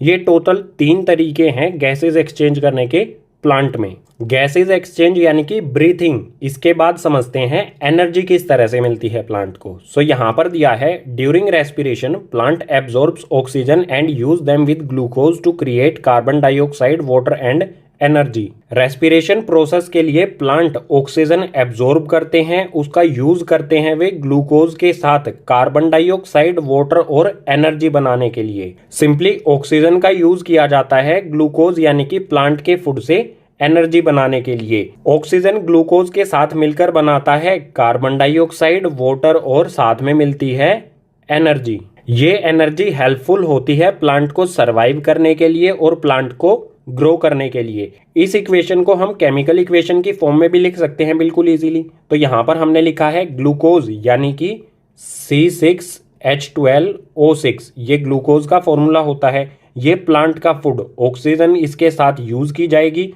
तो ये बनाएगा कार्बन डाइऑक्साइड H2O यानी कि वाटर और एनर्जी। अब आप इस इक्वेशन में देख सकते हैं ये इक्वेशन फोटोसिंथेसिस की बिल्कुल रिवर्स है। फोटोसिंथेसिस में क्या होता है, CO2 प्लस में H2O, ये दोनों मिलकर ग्लूकोज यानी कि C6H12O6 बनाते हैं और साथ में बनाते हैं ऑक्सीजन। फोटोसिंथेसिस में कार्बन डाइऑक्साइड और वाटर ये बनाते हैं ग्लूकोज और ऑक्सीजन, और रेस्पिरेशन इन प्लांट्स में ग्लूकोज और ऑक्सीजन ये बनाते हैं कार्बन डाइऑक्साइड H2O यानी कि वाटर और साथ में एनर्जी। ये होता है रेस्पिरेशन इन प्लांट्स और ये होता है फोटोसिंथेसिस, जो हमने पीछे वाले पेजेस पर पढ़ा है। लाइफ प्रोसेसेस में हमने न्यूट्रिशन कंप्लीट कर लिया था पहले ही। अब हमारा रेस्पिरेशन भी कंप्लीट हो गया। रेस्पिरेशन में हमने क्या क्या पढ़ा, रेस्पिरेशन क्या होता है, रेस्पिरेशन के टाइप क्या होते हैं, इसके अलावा ह्यूमन रेस्पिरेटरी सिस्टम या फिर कहें रेस्पिरेशन इन ह्यूमंस, और इसी के साथ हमने पढ़ लिया है respiration in plants. So respiration वाला कॉन्सेप्ट हो जाता है कंप्लीट। अब आते हैं नेक्स्ट वाला कॉन्सेप्ट ट्रांसपोर्टेशन पर। ट्रांसपोर्टेशन, इसको स्टार्ट करते हैं नेक्स्ट पेज से। सो यहाँ पर है ट्रांसपोर्टेशन। ट्रांसपोर्टेशन का बिल्कुल सिंपल सा मीनिंग होता है किसी भी सब्सटेंस का एक जगह से दूसरी जगह मूव करना, यही इसकी डेफिनेशन हो जाएगी। आगे आते हैं ट्रांसपोर्टेशन इन ह्यूमंस। ह्यूमंस में सब्सटेंसेस का ट्रांसपोर्टेशन किस तरह से होता है ये समझ लेते हैं। सो यहाँ पर है blood is a connective tissue in humans, it transport necessary substance to cells and transport metabolic waste product away from those same cells. Humans में ब्लड एक कनेक्टिव टिश्यू होता है जो सभी नेसेसरी यानी कि जरूरत के सब्सटेंसेस को सेल्स तक पहुंचाता है, और इसके साथ ही जो सेल्स में मेटाबॉलिक वेस्ट होता है, जो सेल्स में वेस्ट प्रोडक्ट होता है, उसको भी ये उन सेल्स से बाहर निकालता है। यानी हम सिंपली कह सकते हैं ह्यूमंस में ट्रांसपोर्टेशन का काम करता है ब्लड। इसमें आगे दिया है the main component of blood. Blood के मेन कंपोनेंट क्या क्या होते हैं, सो यहाँ पर दिए गए हैं हमें। इसमें सबसे पहले है प्लाज्मा, उसके बाद RBC यानी कि रेड ब्लड सेल्स, उसके बाद platelets and then white blood cells जिसे WBC भी कह सकते हैं। सो इन चारों ब्लड कंपोनेंट के बारे में पढ़ लेते हैं। सबसे पहले देखते हैं प्लाज्मा के बारे में। इसमें हमें दिया है it is yellow colour fluid, it transport food, CO2, waste product etcetera. Plasma जो कि ब्लड का एक कंपोनेंट होता है, ये एक येलो कलर का फ्लूइड होता है। ये फूड को ट्रांसपोर्ट करता है, CO2 यानी कार्बन डाइऑक्साइड को ट्रांसपोर्ट करता है। इसके अलावा ये वेस्ट प्रोडक्ट्स को भी ट्रांसपोर्ट करता है, एक जगह से दूसरी जगह इन तीनों चीजों को ये पहुंचाता है। आगे है रेड ब्लड सेल्स, इसको हम कह सकते हैं RBC यानी कि रेड ब्लड सेल्स। ये क्या करते हैं, it contain haemoglobin which transport oxygen. जो रेड ब्लड सेल्स यानी RBC हैं, इनमें होता है हेमोग्लोबिन, और हेमोग्लोबिन ट्रांसपोर्ट करता है ऑक्सीजन को। नेक्स्ट है प्लेटलेट्स। प्लेटलेट्स क्या करते हैं, these help in blood clotting. Platelets का काम होता है ब्लड को क्लोट करना यानी कि जमा देना। जब हमें कहीं पर चोट लग जाती है, कहीं पर हमारी बॉडी में कट लग जाता है, तो ब्लड वहां से फ्लो, ब्लड लूज ना हो सके हमारी बॉडी से, इसलिए वहां पर ब्लड क्लोट हो जाता है। और ये काम किसका होता है, प्लेटलेट्स का। प्लेटलेट्स ब्लड को क्लोट कर देती हैं यानी जमा देती हैं, क्योंकि बॉडी से अगर ब्लड लूज हो गया तो वो सीरियस कंडीशन हो सकती है किसी भी ह्यूमन के लिए। नेक्स्ट है व्हाइट ब्लड सेल्स, इन्हें हम कह सकते हैं WBC यानी व्हाइट ब्लड सेल्स। इनके बारे में दिया है these cells fight against harmful bacteria, viruses and germs. जो व्हाइट ब्लड सेल्स होते हैं ये हमारी बॉडी में जो भी हार्मफुल यानी कि हानिकारक बैक्टीरिया, वायरस और जर्म्स होते हैं, इनसे ये फाइट करते हैं। ये हमारे इम्यूनिटी सिस्टम यानी प्रतिरोधी क्षमता, इम्यूनिटी सिस्टम को ये बनाते हैं। सो ये थे ब्लड के चारों कंपोनेंट और उन सभी के फंक्शंस। अब आप सोचिए, ब्लड एक फ्लूइड है, लिक्विड की तरह है, क्या वो हमारी जो ब्लड वेसल्स हैं, जो हमारी नसें हैं, उनमें अपने आप से फ्लो करेगा? सिंपल सी बात है, ब्लड को फ्लो करने के लिए या तो प्रेशर की जरूरत होगी या फिर जरूरत होगी किसी एक पंप की। सो यहां पर दिया है the heart pumps the blood through the blood vessels. Humans में हार्ट ब्लड को पंप करता है हमारी ब्लड वेसल्स में। अब हार्ट के बारे में गाइस पढ़ लेते हैं, नेक्स्ट पेज पर बिल्कुल डिटेल में समझेंगे।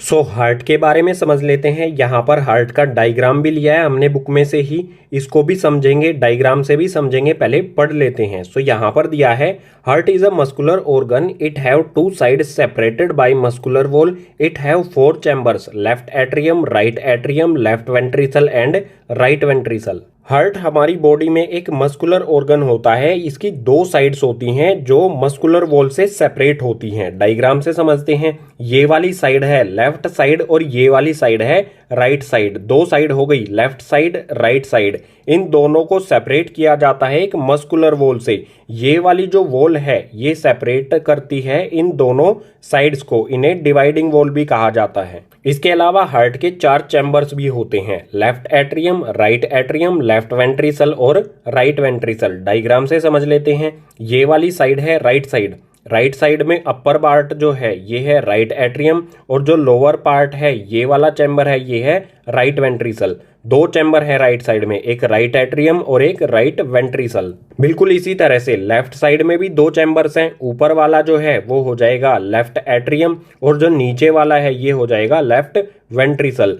जो नीचे वाले चैम्बर्स हैं वो होते हैं वेंट्रिकल, लेफ्ट राइट आप लगा देना उनके साथ, और जो ऊपर वाले चैम्बर्स होते हैं वो होते हैं एट्रियम। जो ऊपर और नीचे ये चैम्बर्स हैं एट्रियम और वेंट्रिकल, इनके बीच में होती है गाइस ये वाल्व होती है जिससे इस वाले अपर एट्रियम से ब्लड आता है इस वाल्व के थ्रू वेंट्रिकल में। बिल्कुल इसी तरह से ये वाला एट्रियम है लेफ्ट एट्रियम, यहाँ पर भी ये वाल्व है, इस वाल्व के थ्रू आता है लेफ्ट वेंट्रिकल में ब्लड। सो ये थी हार्ट की डेफिनेशन जिसमें हार्ट को डिस्क्राइब किया गया था।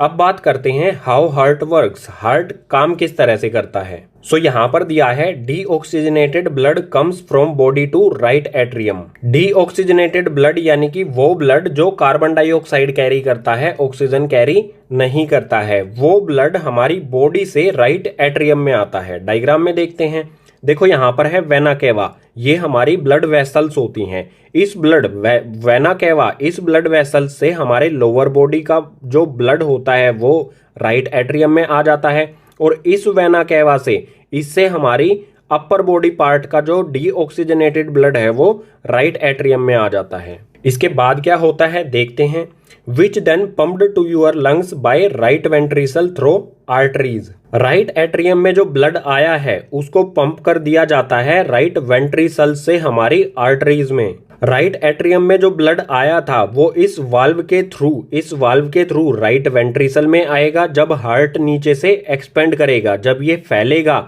तो इस यहाँ पर जो ब्लड है वो इस वाल्व के थ्रू यहाँ पर आ जाएगा। उसके बाद हार्ट फिर से क्या करेगा, कॉन्ट्रैक्शन करेगा, नीचे से सिकुड़ेगा। सिकुड़ने पर ये वाल्व जो है ये बंद हो जाती है। जो यहाँ पर ब्लड होता है वो पंप कर दिया जाता है बाद में जो आर्टरीज होती हैं। यहाँ पर जो ब्लड होता है वो पंप कर दिया जाता है लंग्स को, हमारी लंग्स के पास उसे पहुंचा दिया जाता है इस पाथ से हमारी आर्टरीज के थ्रू। सो राइट वेंट्रिकल ने ब्लड को पंप कर दिया लंग्स यानी कि फेफड़ों के पास। अब क्या होगा, where it drop carbon dioxide and carry oxygen. Lungs में ब्लड जाएगा, वहां पर गैसेस का एक्सचेंज कर देगा, कार्बन डाइऑक्साइड को लंग्स में ड्रॉप कर देगा और वहां से कैरी कर लेगा ऑक्सीजन। जो डीऑक्सीजनेटेड ब्लड था अब वो हो गया ऑक्सीजनेटेड ब्लड, क्योंकि उसने ऑक्सीजन को कैरी कर लिया और कार्बन डाइऑक्साइड को ड्रॉप कर दिया लंग्स में। अब आगे क्या होगा, then oxygenated blood comes to left atrium through veins which then pumped to your body parts by left ventricle through aorta। अब ऑक्सीजनेटेड ब्लड लेफ्ट एट्रियम में एंट्री करेगा वीन्स के थ्रू। इस साइड में ये है वीन्स, इन वीन्स से यहाँ पर ये ब्लड एंट्री करेगा लेफ्ट एट्रियम में। उसके बाद जो ब्लड लेफ्ट एट्रियम में आया है उसको पंप कर दिया जाता है हमारे सभी बॉडी पार्ट्स तक लेफ्ट वेंट्रिकल द्वारा एरोटा के थ्रू। सिंपली इसे डायग्राम से समझते हैं। लेफ्ट एट्रियम में लंग्स से लेफ्ट एट्रियम में वेन्स की हेल्प से ब्लड एंट्री करता है, यहां पर ब्लड पहुंच गया। अब हमारा हार्ट नीचे से एक्सपेंड करेगा, फैलेगा, तो यहां पर जो ब्लड है वो एंट्री ले लेगा, लेफ्ट एट्रियम से एंट्री ले लेगा इस वाल्व के थ्रू लेफ्ट वेंट्रिकल में। यहां पर ब्लड जब आ जाएगा उसके बाद हार्ट हो जाएगा कॉन्ट्रैक्शन, कॉन्ट्रैक्शन करेगा हार्ट, यानी सिकुड़ेगा। सिकुड़ने पर ये वाली वाल्व बंद हो जाएगी, तो ब्लड इस ऑर्टा, इस ऑर्टा के थ्रू हमारे सभी बॉडी पार्ट्स में पहुंचा दिया जाता है, सभी सेल्स तक। हार्ट किस तरह से काम करता है इसका थोड़ा सा और डिटेल एक्सप्लेनेशन दे देता हूं नेक्स्ट पेज पर। हार्ट किस तरह से वर्क करता है इसकी एक इजी सी एक्सप्लेनेशन देता हूं इस डायग्राम की हेल्प से। सो ये है हमारा हार्ट, ये है हमारी बॉडी। हमारी बॉडी से डीऑक्सीजनेटेड ब्लड वेना कैवा से पहुंचता है हमारे हार्ट में, हमारे हार्ट के अपर राइट एट्रियम में पहुंचता है। उसके बाद पहुंचता है ये राइट वेंट्रिकल में। राइट वेंट्रिकल इसे पंप कर देता है पुल्मोनरी आर्टरीज के थ्रू लंग्स में। लंग्स में ये ब्लड जाके कार्बन डाइऑक्साइड ड्रॉप कर देता है, ऑक्सीजन कैरी कर लेता है। उसके बाद ऑक्सीजनेटेड ब्लड आता है हमारे इस हार्ट के इस अपर पार्ट में, लेफ्ट वाले अपर पार्ट में जो है लेफ्ट एट्रियम में आता है। उसके बाद आता है लेफ्ट वेंट्रिकल में। लेफ्ट वेंट्रिकल में आने के बाद लेफ्ट वेंट्रिकल इसे पंप कर देता है हमारे दोबारा से बॉडी सेल्स में एओर्टा के थ्रू। उसके बाद फिर से यही प्रोसेस होता है, हमारी बॉडी ऑक्सीजन को कंज्यूम करती है, कार्बन डाइऑक्साइड प्रोड्यूस करती है। फिर से कार्बन डाइऑक्साइड ब्लड यानी कि डीऑक्सीजनेटेड ब्लड वेना कैवा के थ्रू हार्ट में जाता है। हार्ट उस ब्लड को पंप कर देता है लंग्स में। लंग्स से ऑक्सीजन कैरी करके ऑक्सीजनेटेड ब्लड वो आ जाता है फिर से हार्ट में। हार्ट उसे पंप कर देता है फिर से हमारी बॉडी के सभी पार्ट्स में। सो इसके बाद हमारा नेक्स्ट कॉन्सेप्ट आता है ब्लड वेसल्स। ब्लड वेसल्स वो होती हैं जिनमें ब्लड ट्रैवल करता है, फ्लो करता है, पाइपिंग सिस्टम होता है हमारी बॉडी का ये।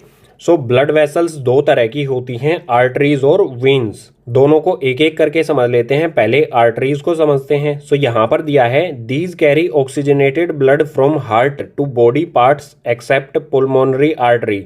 These are thick and elastic. The smaller vessel which are 1 cell thick are called capillaries. जो भी आर्टरीज होती हैं वो ऑक्सीजनेटेड ब्लड को हार्ट से कैरी करती हैं, सभी बॉडी पार्ट्स तक पहुंचाती हैं। यहाँ पर एक्सेप्शन रखा गया है, जो पुल्मोनरी आर्टरी है सिर्फ ये ऐसी आर्टरी है जो डीऑक्सीजनेटेड ब्लड को कैरी करती है। इसके अलावा जो भी आर्टरीज हैं वो सभी ऑक्सीजनेटेड ब्लड को कैरी करती हैं और सभी बॉडी पार्ट्स तक पहुंचाती हैं। इसी में आगे दिया है थिक एंड इलास्टिक। जो भी आर्टरीज हैं वो थिक होती हैं और इलास्टिक होती हैं। इलास्टिक यानी कि ये इजीली बेंड हो सकती हैं। इसके बाद यहाँ पर दिया गया है कैपिलरीज के बारे में। ऐसी आर्टरीज जो 1 cell थिक होती हैं, जिनकी मोटाई 1 cell जितनी होती है, उन आर्टरीज को कहा जाता है कैपिलरीज। ये बहुत फाइन होती हैं, बहुत बारीक होती हैं कैपिलरीज हमारी बॉडी में।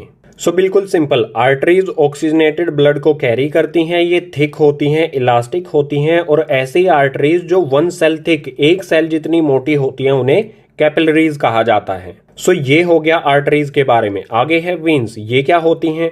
Veins carry deoxygenated blood from body part to heart except pulmonary vein. These are thin and less elastic. Veins का काम होता है हमारे बॉडी पार्ट्स में जो भी डीऑक्सीजनेटेड ब्लड है उसको कैरी करना। इसमें भी एक एक्सेप्शन रखा गया है, जो पुल्मोनरी वेन है ये ऑक्सीजनेटेड ब्लड को कैरी करती है। इसके अलावा जितने भी वेन्स हैं वो सभी डीऑक्सीजनेटेड ब्लड को कैरी करती हैं। वेन्स के बारे में और भी दिया गया है thin and less elastic. Veins जो हैं ये थिन यानी कि पतली होती हैं और लेस कम इलास्टिक होती हैं, यानी इन्हें फोल्ड इजीली नहीं किया जा सकता है एज कंपेयर टू आर्टरीज। सो दो तरह की ब्लड वेसल्स, आर्टरीज और वेन्स, इनमें फ्लो होता है ब्लड। यहां पर दिया है लिम्फ। लिम्फ भी एक ट्रांसपोर्टर होता है, इसके बारे में पढ़ते हैं। This is also a transporter fluid. The pores present in the walls of capillaries some amount of plasma, proteins and blood cells escape into intercellular space in the tissue to form the lymph.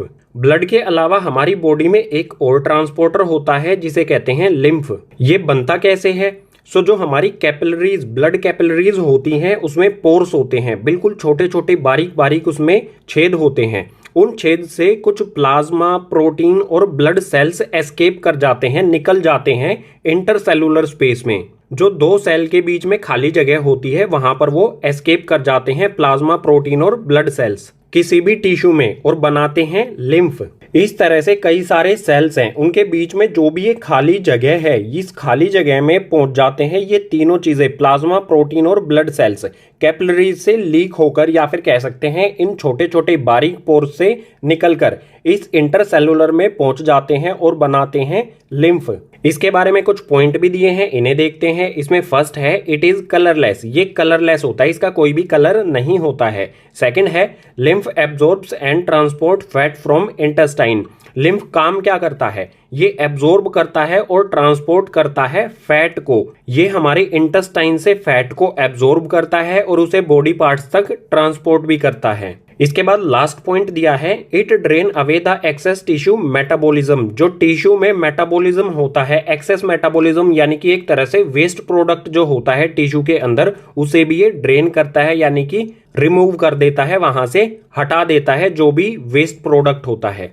सो ये था हमारा lymph, एक और transporter जो हमारी body में होता है ब्लड के अलावा। इसी के साथ गाइस हमारा ट्रांसपोर्टेशन इन ह्यूमंस ये वाला कॉन्सेप्ट हो जाता है कंप्लीट। अब नेक्स्ट पेज पर देखेंगे ट्रांसपोर्टेशन इन प्लांट्स, प्लांट्स में ट्रांसपोर्ट किस तरह से होता है।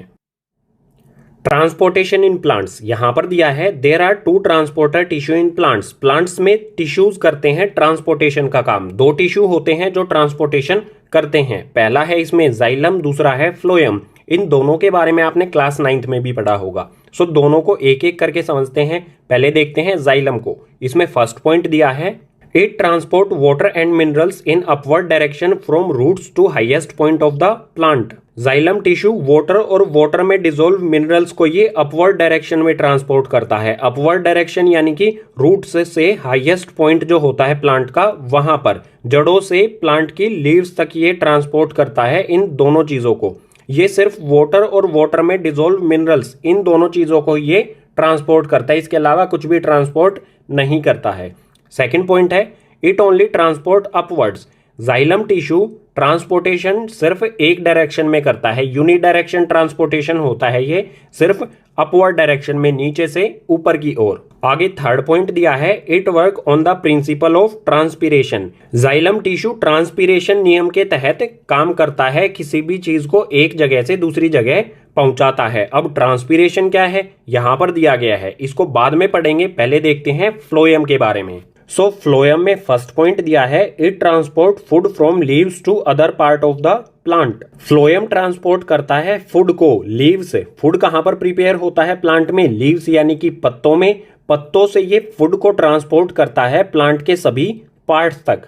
सेकंड पॉइंट है it can transport upward as well as downward, phloem tissue दोनों डायरेक्शंस में ट्रांसपोर्ट कर सकता है, अपवर्ड यानी कि ऊपर की ओर भी और डाउनवर्ड यानी कि नीचे की ओर भी, दोनों डायरेक्शंस में ये फूड को ट्रांसपोर्ट कर सकता है। थर्ड पॉइंट है transport of food from leaves to other parts of the plant is called translocation, जो फूड का ट्रांसपोर्ट करते हैं लीव्स से प्लांट के अदर पार्ट्स में, उस प्रोसेस को कहा जाता है ट्रांसलोकेशन। अब आते हैं ट्रांसपीरेशन प्रोसेस पर। ट्रांसपीरेशन प्रोसेस क्या होता है, it is the process of loss of water as vapour from aerial parts of the plant. Transpiration ऐसा प्रोसेस होता है जिसमें प्लांट वाटर को लूज करता है वेपर की फॉर्म में, जो प्लांट का अपर पार्ट, एरियल पार्ट यानी कि ऊपर वाला पार्ट होता है, वहां से। इस प्रोसेस में जो लीव्स होती हैं वो एक वैक्यूम क्रिएट करती हैं जिससे वाटर ऊपर की तरफ फ्लो करता है और लीव्स के स्टोमेटा से वो वेपर बन के प्लांट से बाहर निकल जाता है। इसी प्रिंसिपल यानी कि नियम पर काम करता है जाइलम टिश्यू। सो इसी के साथ हमारा ट्रांसपोर्टेशन इन प्लांट्स ये वाला कॉन्सेप्ट हो जाता है कंप्लीट। लाइफ प्रोसेसेस में अब तक हमने इन चारों में से न्यूट्रिशन कंप्लीट कर लिया, रेस्पिरेशन कंप्लीट कर लिया और अभी अभी कंप्लीट हुआ है हमारा ट्रांसपोर्टेशन। ट्रांसपोर्टेशन में हमने ट्रांसपोर्टेशन इन ह्यूमंस और ट्रांसपोर्टेशन इन प्लांट्स, इन दोनों को समझा बिल्कुल डिटेल में। अब आते हैं फाइनल लाइफ प्रोसेस पर जो है एक्सक्रीशन। इसको स्टार्ट करते हैं नेक्स्ट पेज से। एक्सक्रीशन इसमें दिया है the metabolic activities in the body generates many kind of waste. It is a process in which waste are removed from our body. हमारी बॉडी में जो भी मेटाबॉलिक एक्टिविटीज होती हैं, मेटाबॉलिक एक्टिविटीज का मतलब हो जाएगा फूड को डाइजेस्ट करना, फूड से एनर्जी क्रिएट करना। इन सभी मेटाबॉलिक एक्टिविटीज में बॉडी कई तरह के वेस्ट जनरेट करती है, यानी कि वेस्ट प्रोडक्ट देती है। इन वेस्ट प्रोडक्ट को हमारी बॉडी से निकालने के प्रोसेस को ही कहा जाता है एक्सक्रीशन। बिल्कुल सिंपल कहें तो वेस्ट प्रोडक्ट को हमारी बॉडी से बाहर निकालना।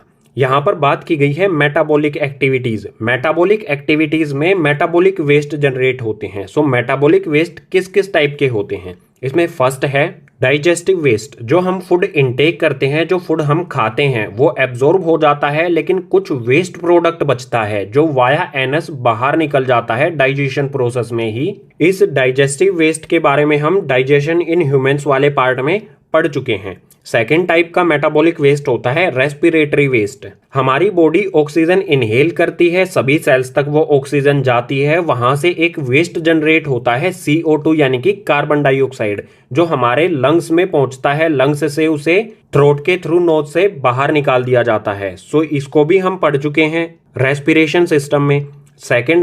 थर्ड है नाइट्रोजेनियस वेस्ट। इसके बारे में पढ़ेंगे हम। नाइट्रोजेनियस वेस्ट क्या होते हैं हमारी बॉडी में? यूरिया हो गया, यूरिक एसिड हो गया या फिर वाटर। ये सारे नाइट्रोजेनियस वेस्ट होते हैं जो हमारे ब्लड में डिसॉल्व होते हैं। इनको कैसे बाहर निकाला जाएगा हमारी बॉडी से, इसी के बारे में पढ़ना है हमें एक्सक्रीशन में। सो नेक्स्ट पेज पर देखेंगे human excretory system. Human excretory system, इसका डायग्राम भी दिया है राइट साइड में, इसको बाद में देखेंगे, पहले यहाँ पर देखते हैं। It consist of 2 kidneys, ureters, urinary bladder and urethra. Human excretory system बना होता है 2 किडनीज से, यूरेटर्स से, यूरिनरी ब्लैडर और यूरेथ्रा से। इन चारों चीजों से ये बना होता है। अब इन चारों चीजों के बारे में हमें यहाँ पर पॉइंट दिए गए हैं, इन्हें पढ़ लेते हैं, उसके बाद डायग्राम से समझेंगे। सो फर्स्ट पॉइंट में है किडनीज। इसके बारे में दिया है it filters the blood and remove waste. Kidney क्या करती है? जो भी ब्लड में वेस्ट होता है उसको ये फिल्टर कर देती है, अलग कर देती है, यानी कि ब्लड में से ये यूरिन, जो यूरिया, यूरिक एसिड और वाटर होता है, उसको ये अलग कर देती है। सेकेंड पॉइंट दिया है यूरेटर्स। ये क्या करते हैं? It drain out urine from kidney and urinary bladder. Kidney में जो यूरिन बना था, ब्लड में से जो यूरिन अलग हुआ था, उसको यूरेटर ड्रेन आउट कर देते हैं यूरिनरी ब्लैडर में, यानी कि ट्रांसफर कर देते हैं। किडनी से यूरिनरी ब्लैडर में यूरिन को ये भेज देते हैं, ट्रांसफर करते हैं। आगे है यूरिनरी ब्लैडर। इसके बारे में दिया है it store the urine. Urinary bladder में यूरिन स्टोर होता है। लास्ट पॉइंट है urethra, transmit urine outside body. Urethra क्या करता है? जो भी यूरिनरी ब्लैडर में यूरिन स्टोर हुआ था, यूरेथ्रा उसको बॉडी से बाहर निकाल देता है। डायग्राम से समझते हैं। अब डायग्राम में आपको यहाँ पर दिख रहा है, ये एक किडनी है, ये एक किडनी है। किडनी में ब्लड आता है रेनल आर्टरी से, जो ये ओर्टा है, इससे कनेक्ट होती है रेनल आर्टरी। रेड कलर वाली जो आपको दिख रही है हमारी ब्लड वेसल, रेनल आर्टरी, इसमें से ब्लड आता है इस वाली किडनी में भी और इस वाली किडनी में भी। उसके बाद किडनी ब्लड को फिल्टर कर देती है, उसमें से यूरिन को अलग कर देती है। ब्लड जो फिल्टर हो चुका है वो वापस चला जाता है रेनल वेन से। किडनी से जो ये ब्लू कलर वाली ब्लड वेसल कनेक्ट है, इसको कहा जाता है रेनल वेन। ये ब्लड को कलेक्ट कर लेती है किडनी से। ब्लड तो फिल्टर होके वापस चला गया।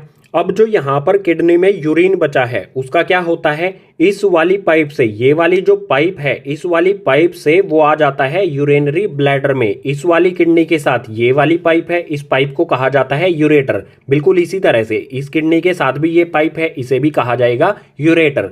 2 किडनीज की 2 अलग अलग यूरेटर्स हैं। यूरेटर्स के थ्रू जो यूरिन किडनी में है वो आ जाता है यूरिनरी ब्लैडर में। यूरिनरी ब्लैडर में जो यूरिन है वो स्टोर होता है, उसके बाद यूरेथ्रा से वो बाहर निकल जाता है हमारी बॉडी से। ये है बिल्कुल सिंपल सा प्रोसेस ह्यूमन एक्सक्रीटरी सिस्टम का। अब आप सोचिए किडनी में ऐसा क्या है जो वो ब्लड को फिल्टर कर देता है? तो यहां पर दिया है kidney have a filtration unit called nephrons. ए को यहां पर कट कर दीजिए। किडनी में जो फिल्ट्रेशन यूनिट होती है जो ब्लड को फिल्टर करती है, उन्हें कहा जाता है नेफ्रॉन्स। अब नेफ्रॉन्स के बारे में गाइस पढ़ते हैं नेक्स्ट पेज पर। सो नेफ्रॉन्स, यहाँ पर इसका डायग्राम भी है। ये होती है किडनी के अंदर नेफ्रॉन, एक नेफ्रॉन है ये। हर एक किडनी के अंदर अप्रोक्सीमेटली 10 लाख नेफ्रॉन्स होती हैं। सो इस डायग्राम को बाद में देखेंगे, पहले पढ़ लेते हैं इसके बारे में। यहाँ पर दिया है nephrons are filtration unit of kidney, it consist of a tube which is connected to duct and a cup shaped structure that is Bowman's capsule. ये पीछे वाले पेज पर भी बताया था। नेफ्रॉन्स जो है वो किडनी की फिल्ट्रेशन यूनिट होती हैं, ये ब्लड को फिल्टर करती हैं। जो भी ब्लड में वेस्ट, मेटाबॉलिक वेस्ट होता है उसको वो रिमूव कर देती हैं। नेफ्रॉन में ट्यूब होती हैं जो एक डक्ट से कनेक्ट होती हैं। इसके अलावा एक कप शेप का स्ट्रक्चर होता है जिसे कहा जाता है बोमन्स कैप्सूल। डायग्राम से समझ लेते हैं। यहाँ पर ये जो कप जैसा स्ट्रक्चर है ये है बोमन्स कैप्सूल। ये बोमन कैप्सूल कनेक्ट होता है ट्यूब से। इसके पीछे की तरफ आप देखोगे ये येलो कलर की ट्यूब है जो बोमन कैप्सूल से कनेक्ट है, और इन ट्यूब्स के आसपास आप देख सकते हैं जो रेड और ब्लू कलर की, ये हैं ब्लड कैपिलरीज। इसके बाद ये ट्यूब यहाँ पर आती है और यहाँ से लेती है एक यू टर्न। इस यू टर्न को कहा जाता है, इस यू टाइप की शेप को कहा जाता है हेनलीज लूप। उसके बाद ये ट्यूब लास्ट में कनेक्ट होती है एक डक्ट से, ये है डक्ट। ये एक नेफ्रॉन यहाँ पर कनेक्ट है इस डक्ट से, बिल्कुल इसी तरह से यहाँ पर भी एक नेफ्रॉन कनेक्ट होगी, इसी तरह से यहाँ पर भी एक अलग नेफ्रॉन कनेक्ट होगी। इसी तरह से जो भी ये पॉइंट दिए गए हैं यहाँ पर बहुत सारी नेफ्रॉन्स कनेक्ट होंगी इस डक्ट से। डायग्राम को और एक्सप्लेन करेंगे बाद में। यहाँ पर पढ़ते हैं बोमन्स कैप्सूल के बारे में। ये क्या करता है? It filters blood and collect urine. Bowman's capsule blood को फिल्टर करता है और यूरिन को कलेक्ट कर लेता है। बोमन्स कैप्सूल में ब्लड आता है रेनल आर्टरी से। ये रेड वाली जो कैपिलरी है इसे कहते हैं रेनल आर्टरी। रेनल आर्टरी से बोमन कैप्सूल में ब्लड आता है। ये ब्लड में जो भी अनवांटेड थिंग्स होते हैं, जो भी वेस्ट होता है, उनको ये एब्जॉर्ब कर लेता है। एब्जॉर्ब करके ये इन ट्यूब्स में उसे पहुंचा देता है। रेनल आर्टरी से जो बोमन कैप्सूल में ब्लड आता है उसमें ग्लूकोज होता है, एमिनो एसिड होता है, वाटर होता है, यूरिया होता है, यूरिक एसिड होता है। उन सभी चीजों को ये एब्जॉर्ब कर लेता है। इस कैपिलरी से फिल्टर ब्लड बाहर आ जाता है। ये कैपिलरी आगे अटैच होती हैं इन ट्यूब्स के साथ। बोमन्स कैप्सूल ने कई सारी ऐसी चीजों को भी एब्जॉर्ब कर लिया जिनको बॉडी की नीड थी, जैसे ग्लूकोज या फिर एमिनो एसिड या फिर वाटर, जो नेसेसरी थिंग्स थी बॉडी के लिए। यूरिन के साथ साथ इसने ग्लूकोज और एमिनो एसिड को भी एब्जॉर्ब करके इन ट्यूब्स में पहुंचा दिया। इसके बाद हेनलीज लूप के बारे में दिया है, reabsorption of glucose, amino acid and water. Henle's loop में रीएब्जॉर्प्शन होता है ग्लूकोज, एमिनो एसिड और वाटर का। दोबारा से इन चीजों को एब्जॉर्ब किया जाता है ब्लड के द्वारा। जो बोमन कैप्सूल ने glucose, amino acid, water, urine जो भी इसने एब्जॉर्ब किया था वो इन ट्यूब्स से आ जाएगा, यहाँ पर इन येलो ट्यूब से आ जाएगा हेनलीज लूप में। हेनलीज लूप के चारों ओर होती हैं ब्लड कैपिलरीज। सो यहाँ पर ये blood capillaries glucose, amino acid और जितनी बॉडी को नीड है उतने वाटर को ये दोबारा से एब्जॉर्ब कर लेती हैं इस हेनलीज लूप यानी कि इन ट्यूब्स में से। और जो बचा हुआ मटेरियल यानी कि वेस्ट होता है वो इस ट्यूब से आ जाता है इस डक्ट में। यहाँ पर वो कलेक्ट कर लिया जाता है, इस डक्ट में आ जाता है। उसके बाद यहाँ पर दिया है, then urine enters into ureter through ducts and collected in urinary bladder. Duct में यूरिन आने के बाद वो यूरेटर की हेल्प से यूरिनरी ब्लैडर में ट्रांसफर कर दिया जाता है, जहां पर वो कलेक्ट हो जाता है। ये बिल्कुल सिंपल सी हमारी फंक्शनल यूनिट थी किडनी की। इसी नेफ्रॉन के साथ एक्सक्रीशन इन ह्यूमंस वाला कॉन्सेप्ट हो जाता है कंप्लीट। अब नेक्स्ट पेज पर देखेंगे excretion in plants. Excretion in plants में जो वेस्ट मटेरियल होता है वो उसको कैसे रिमूव करता है। यहाँ पर हमें 3 पॉइंट दिए हैं, समझ लेते हैं। फर्स्ट है plant remove oxygen through stomata. Plant को कार्बन डाइऑक्साइड की नीड होती है, जरूरत होती है फूड प्रिपेयर करने के लिए। प्लांट में वेस्ट होती है ऑक्सीजन, ऑक्सीजन को ये रिमूव कर देता है स्टोमेटा के थ्रू। सेकंड पॉइंट है excess water removed through stomata by transpiration process. Plant में जो एक्सेस वाटर होता है वो उसको स्टोमेटा के थ्रू ही ट्रांसपीरेशन प्रोसेस से वेपर की फॉर्म में रिमूव कर देता है। एक्सेस वाटर यानी कि जरूरत से ज्यादा पानी। थर्ड पॉइंट है plant also lose some old leaves and barks. Plant time to time जो पुरानी लीव्स होती हैं, ओल्ड लीव्स होती हैं, उनको भी रिमूव कर देता है, और जो बार्क होती है, जो पेड़ में तने की छाल होती है, वो उसको भी हटा देता है, रिमूव कर देता है। सो ये 3 थे यहाँ पर एक्सक्रीशन इन प्लांट्स। इसी के साथ हमारे चारों लाइफ प्रोसेस हो जाते हैं कंप्लीट। न्यूट्रिशन हमने कंप्लीट किया, रेस्पिरेशन हमने कंप्लीट किया, उसके बाद ट्रांसपोर्टेशन हमने कंप्लीट किया और फाइनली हमने कंप्लीट कर लिया है अब एक्सक्रीशन। और एक्सक्रीशन के साथ ही हमारा ये चैप्टर हो जाता है कंप्लीट। उम्मीद करूंगा चैप्टर के सभी कॉन्सेप्ट आपको समझ में आए होंगे। अगर आपको सभी कॉन्सेप्ट समझ आए हैं तो इस वीडियो को अपने क्लासमेट्स के साथ ज्यादा से ज्यादा शेयर कीजिए और अगर आपका कोई सजेशन है तो उसे कमेंट बॉक्स सेक्शन में मेंशन कीजिए।